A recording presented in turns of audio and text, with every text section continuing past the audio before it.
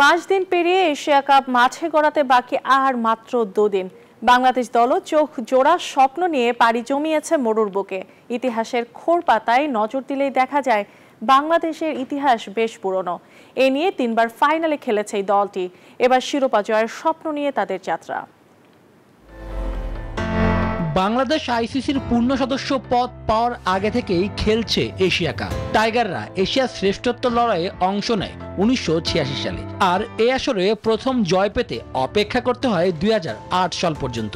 মোহাম্মদ আশরাফুলের সেঞ্চুরিতে সেবার আরব আমিরাতকে হারায় টাইগাররা। Gold's Gym across 30+ countries with over 700+ locations worldwide. Train anywhere, belong everywhere. এশিয়ার লড়াইয়ে প্রথমবার বাংলার ছেলেরা ফাইনাল খেলে 2012 সালে। ঘরের মাটিতে আয়োজিত সেই টুর্নামেন্টে পাকিস্তানের কাছে 2 রানে হারে চোখের জলে ভাসতে হয় তাদের। 2016 ও 2018 এই 2 আসরেও ফাইনালে মাঠে নামে বাংলাদেশ, কিন্তু কোনোবারই ছোঁয়া হয়নি এশিয়া কাপের ট্রফি। মোট 16 আসরের মধ্যে 15 বারই অংশ নিয়েছে বাংলাদেশ।